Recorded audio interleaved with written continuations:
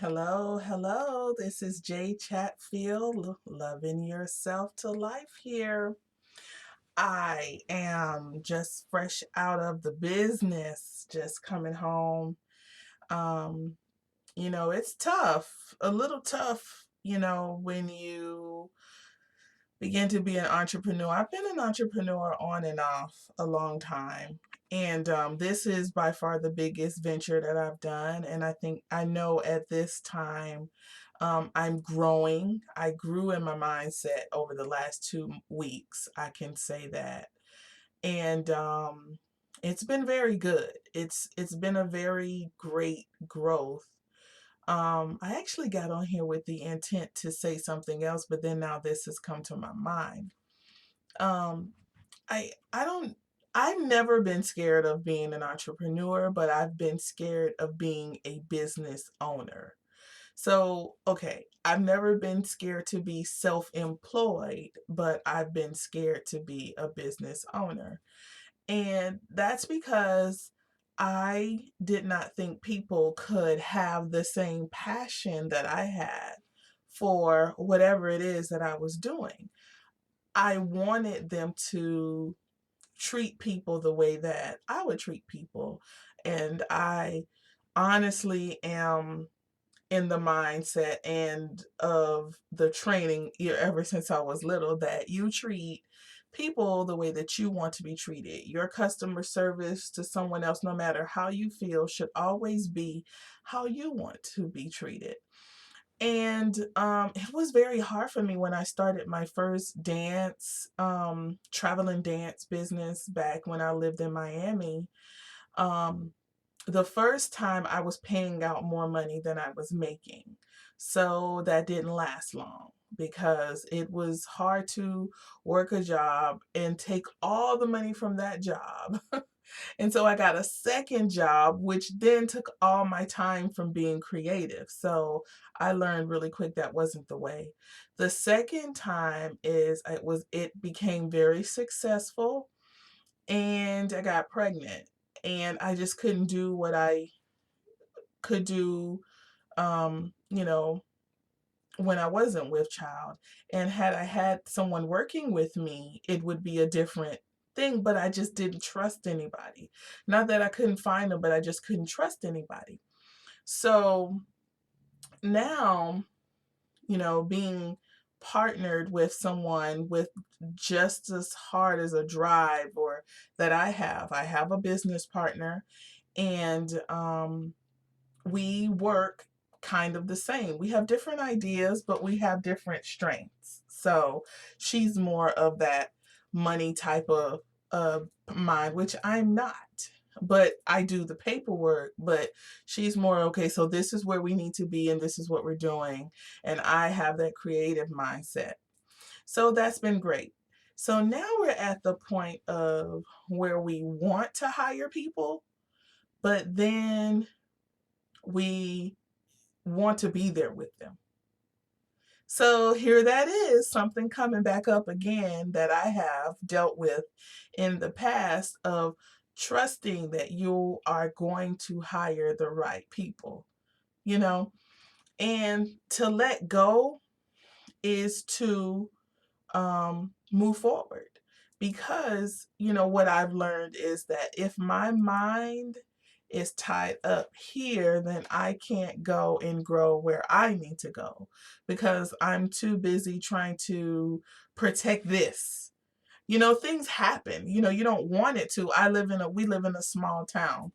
If if you fart wrong, somebody will know that you farted wrong. That's just the truth anyhow, where I live. Like, whereas if you go into Austin, if you fart, somebody may smell it, but you might get away with it because you can blame it on the next person. Nah, ain't nobody next to us. So, yeah. So I think you can't do anything or not do anything out of fear. You must keep a great mind about where you're going. You must keep a clear head about you. And one of my other businesses is called Focus Your Hustle, and your mind will out hustle you before anything. Before you even take a step, your mind has already told you don't step in the front, step to the side, and you're battling within milliseconds to take the right step. So I even had a conversation with my business partner today, and she was like, how is this not how so okay, so we have one employee, right? And I don't really call them employees because they work on a 1099, because the type of what we have is a drop-in play care, but it's a flexible drop-in play care. So we don't follow regular hours of work. So we can't promise you an 8 to 5 because we may not have kids 8 to 5. We may have kids 10 to 10, or we may have kids on a Saturday, and we give that option to the parents of the schedule that they want, and they tell us a week in advance. Like, I only want them to come from 12 to 5 because I got some things I want to do. I need them to come from 3 to 9 because we want a little date evening, you know, but we are, there's nothing like that around here. Even with the regular drop-in cares, they're just open at a flat time, at a set time, and most of them are open until 1 o'clock in the morning. So they cover the times that we have, which is cool, but then we don't have one of those really close. And not everybody wants daycare. So yeah, we're like that. So even we have one, and then we've interviewed another one, and then they've kind of like you know, not started when we wanted to, and we're kind of like, well, should we just move on? And I was ready to just be like, no, we you know what, we're not gonna chase you. But then myself had to step in. It's like, wait a minute, this is a 1099 business, and they aren't feeling well. So what is going on that you are thinking about just taking them out? Just saying, oh, you know what, we're done. And it's that trusting that the vision. Now, I don't have any doubts in my mind about the person, not at all. It's just that, if you don't see a little bit of yourself, and I don't see a whole lot of me, because me would have showed up, but you can't show up when you're not feeling well. I don't advise you to. But it's just me getting over me. And my business partner said the same thing. It's like, we in the beginning, we made up our mind that we were going to be in there, and we manifested being busy, because we would go and sit in an empty building for a whole month straight. And then within 4 weeks, it started rolling in. We started get more and more, and now we can't. Now we have so many, and we only can take a couple. We're not a fully licensed daycare, but we manifested ourselves being busy, but now we're manifesting talents to come in, and also to travel to places, because that's a part of our business. Also, we send out people. And we love what we do, but we are more better suited for our other businesses. She has a full business that she had before me. I had a full blown business before I came to this. But then when the virus hit, those business kind of did, like, it didn't go all the way down, but mine completely, the one that I was in, completely stopped. But her, she's still rolling with hers. Lost a couple of clients, but not a lot to just be like, me, it actually rolled into. So when my traveling dance business went like that, it rolled right into the place. So I didn't miss a beat. But I just want to, if you are thinking about becoming a business owner, self-employed, whatever you have, whatever you want to do, um, talk to yourself like you already are where you want to be. Be nice to yourself. You're not doing anything wrong unless it just genuinely is, if things aren't going your way. But look at the growth that you're experiencing in that process.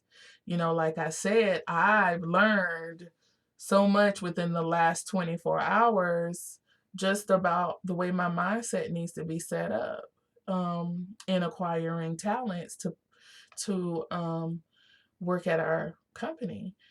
And I'm just very, very fortunate to um, know myself in that capacity to listen to myself. I wouldn't want to call it chastise. I like to call it and make an adjustment. So that's where I'm at. I'm making an adjustment right now, and then I'll probably be giving you a update like, man, we got 5 people and they're 5 great people. Another thing is that I learned, and I think I heard this on her name's gonna come to me. She's a coach, and she talks about you writing down the type of employees that you want.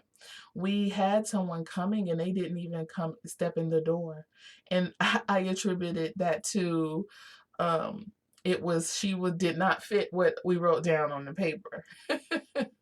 So I do think about those things too. Like, I wrote this down, and we want people with integrity. We want people that are flexible. We want this and that, and those are things. And then I wrote down, I don't want people to come in and try to cheat us. I don't want someone to come in and harm the kids, or those are things. I wrote those things down on the paper, and I did that for my dance business, and it happened, and I was like, why not for this.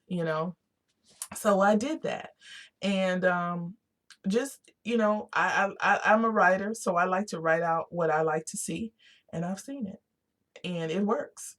So if that's something that you want to maybe try and do that or do, I suggest you do it. And also, I walked in the door last week, and it may not sound like a whole lot, but we're only 4 weeks in business. I mean, 4 months in business, and I was like, we're gonna make $1,000 this week, and sure enough, by Thursday we had made $1,005, and I'm like, and we're like, we're gonna have 3 employees next week. But see, I believed it when I said this is what we're gonna make next week. Now the employee thing, I still was weird. Even both of us are still holding on to, we gotta be here type of thing, you know? And we're like, well, we could just come in and just assist with, little things, but we don't have to just be here. So okay, that's enough getting that out of the way. Just get out of your own way. I like that. Let's go on with that. And when you're ready to go to the next level, be honest with yourself. If you're not ready to have employees, you're not ready to have employees. But if you are, then make that adjustment in your mindset.